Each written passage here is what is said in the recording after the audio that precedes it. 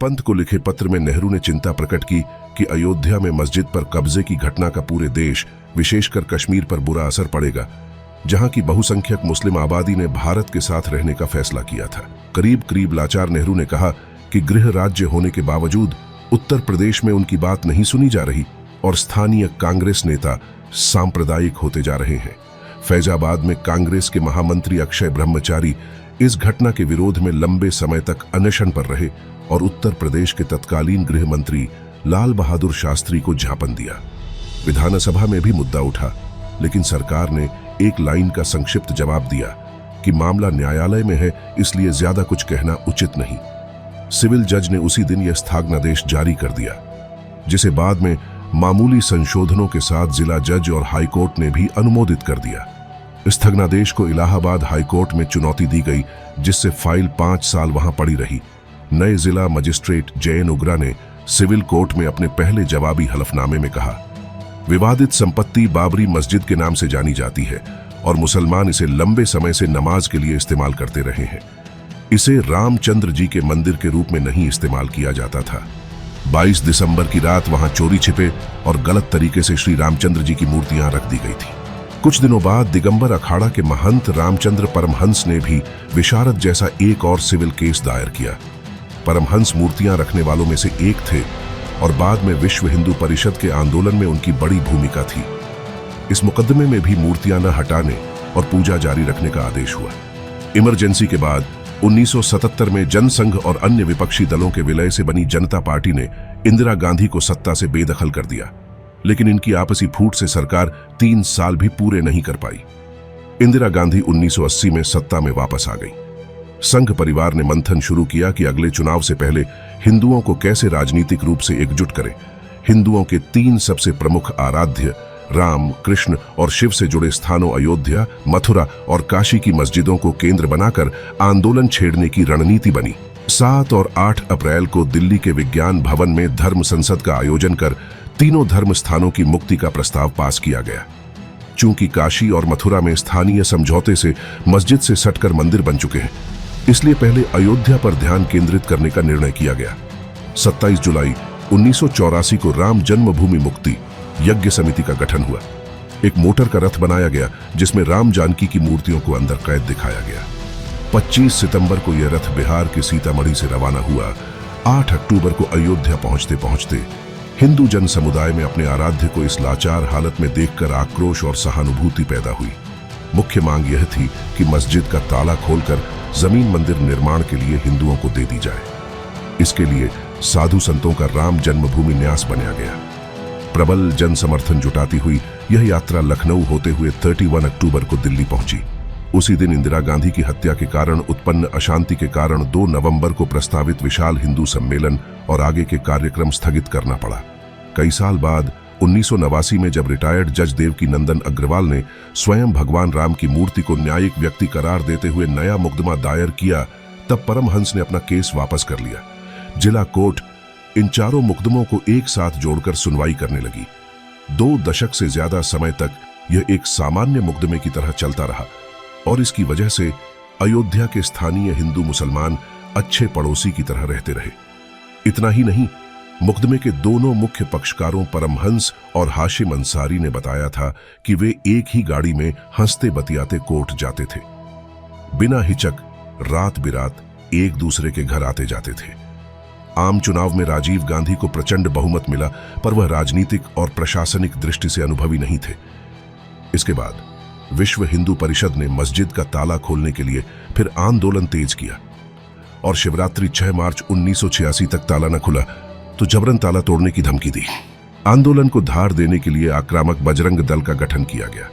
जन भावनाओं को संतुष्ट करने के लिए उत्तर प्रदेश की वीर बहादुर सरकार ने विवादित स्थल के समीप करीब 42 एकड़ जमीन लेकर विशाल रामकथा पार्क के निर्माण का ऐलान किया और सरयू नदी से अयोध्या के पुराने घाटों तक नहर बनाकर राम की पैड़ी बनाने का काम भी शुरू किया, लेकिन इससे हिंदुत्ववादी संगठन संतुष्ट नहीं हुए। माना जाता है कि इसी दबाव में आकर राजीव गांधी और उनके साथियों ने फैजाबाद जिला अदालत में एक ऐसे वकील उमेश चंद्र पांडे से ताला खुलवाने की अर्जी डलवाई जिसका वहां लंबित मुकदमों से संबंध नहीं था। जिला मजिस्ट्रेट और पुलिस कप्तान ने जिला जज की अदालत में उपस्थित होकर कहा कि ताला खुलने से शांति व्यवस्था कायम रखने में कोई परेशानी नहीं होगी।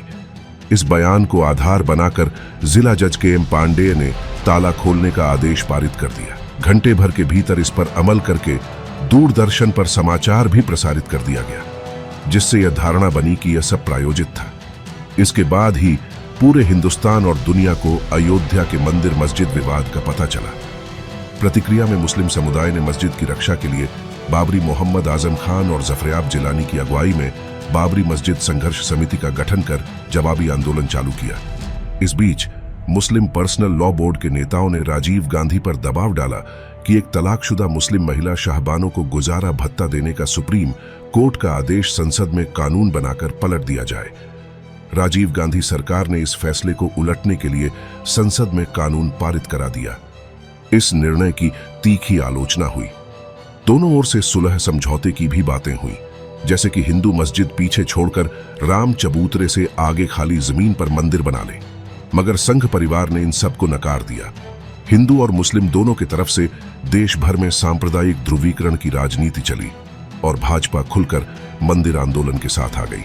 भारतीय जनता पार्टी ने 11 जून 1989 को पालमपुर कार्य समिति में प्रस्ताव पास किया कि अदालत इस मामले का फैसला नहीं कर सकती और सरकार समझौते या संसद में कानून बनाकर राम जन्मस्थान हिंदुओं को सौंप दे। लोगों ने महसूस किया कि अब यह राष्ट्रीय राजनीतिक मुद्दा बन गया है, जिसका असर अगले लोकसभा चुनाव पर पड़ सकता है। उत्तर प्रदेश की कांग्रेस सरकार ने हाईकोर्ट में एक याचिका दायर करके अनुरोध किया कि चारों मुकदमे फैजाबाद से अपने पास मांगकर जल्दी फैसला कर दिया जाए। 10 जुलाई 1989 को हाईकोर्ट ने मामले अपने पास मंगाने का आदेश दे दिया। हाईकोर्ट ने 14 अगस्त को स्थगनादेश जारी किया कि मामले का फैसला आने तक मस्जिद और सभी विवादित भूखंडों की वर्तमान स्थिति में कोई फेरबदल न किया जाए। हमारे संविधान निर्माता भी जानते थे कि भगवान श्री राम भारत के प्रतीक हैं। संविधान की मूल प्रतीक में राम दरबार को सम्मिलित यूं ही तो नहीं किया गया था। जन्मभूमि का मामला केंद्र सरकार की निष्क्रियता के कारण विवादित होने लगा और अदालत में लंबित हो गया। हालांकि सामाजिक स्तर पर प्रयास चलते रहे। इस दिशा में श्री राम जन्मभूमि के आसपास पुरातत्व सर्वेक्षण का कार्य किया गया। अयोध्या में राम जन्मभूमि के पास खुदाई करने वाली पुरातत्व टीम का हिस्सा रहे पद्मश्री के मोहम्मद, जो कि संस्थान के क्षेत्रीय निर्देशक भी थे, उन्होंने साक्षात्कार कर बताया कि विवादित ढांचे के खंभे किसी हिंदू मंदिर के थे। उनके अनुसार पुरातत्व टीम ने पाया था कि ढांचे के खंभों में पूर्ण कलश उकेरे गए थे, जो हिंदू संस्कृति के पुख्ता साक्षी थे। इसके बाद राम मंदिर आंदोलन के दौरान विवादित ढांचे के स्थान से विष्णु हरिशिला पथ भी मिला था, जिससे स्पष्ट था कि विवादित ढांचे के नीचे मंदिर था। श्री राम मंदिर निर्माण के लिए देश भर में जन जागरण का दौर शुरू हुआ। फैजाबाद के जिला न्यायालय ने ताला खुलवाया, जिससे राम मंदिर आंदोलन रफ्तार पकड़ रहा था। भाजपा ने आंदोलन का नेतृत्व किया और पहली बार एक ऐसा कदम उठाया जिनके बारे में कोई राजनीतिक दल सोच भी नहीं सकता था। 1989 के लोकसभा चुनावों में भारतीय जनता पार्टी ने अपने घोषणा पत्र की प्रस्तावना में संकल्प रखा था कि सोमनाथ मंदिर के तर्ज पर राम मंदिर का निर्माण किया जाएगा। भारतीय जनता पार्टी ने अपने अधिवेशनों, कार्यकारी बैठकों और दस्तावेजों में स्पष्ट किया, मर्यादा पुरुषोत्तम भगवान श्री राम भारत के प्रतीक पुरुष हैं। शासन की राम राज्य की परिकल्पना के केंद्र में श्री राम ही है। पालमपुर, हिमाचल प्रदेश में भारतीय जनता पार्टी की राष्ट्रीय कार्यकारिणी श्री अटल बिहारी वाजपेयी की अध्यक्षता में बुलाई गई थी। इस बैठक में श्री राम मंदिर निर्माण पर एक प्रस्ताव पारित किया गया। 30 सितंबर 1989 को देश भर में रामशिलाओं की पूजन की योजना बनाई गई। इस दिन 3 लाख से अधिक गांव में रामशिलाओं का पूजन कर अयोध्या भेजा गया और इसमें देश भर से 11 करोड़ से अधिक लोग शामिल हुए। 13 अक्टूबर 1989 तत्कालीन गृहमंत्री बूटा सिंह ने लोकसभा में शिलान्यास के विरुद्ध का प्रस्ताव पेश किया, जिसे अधिकतर गैर भाजपा दलों ने स्वीकार कर लिया। 2 नवंबर 1989 को सर्वसमर्थन से राम भगवान के विग्रह से 129 फीट पूर्व दिशा में और वहां से दक्षिण दिशा में 17.5 फीट पर शिलान्यास का स्थान निश्चित हुआ। वहां 8 फीट का चतुर्भुज बनाकर ध्वज फहरा दिया गया। तय कार्यक्रम के अनुसार 9 नवंबर को महंत अवैद्यनाथ वहमदेव जी महाराज और महंत रामचंद्र परमहंस द्वारा लाखों राम भक्तों के बीच भूमि का उत्खनन किया गया। अगले दिन 10 नवंबर को बिहार के हरिजन बंधु श्री कामेश्वर चौपाल जी द्वारा भारत एवं विश्व के लगभग 450 से अधिक प्रतिनिधियों के बीच पहली शिला वहां रखी गई।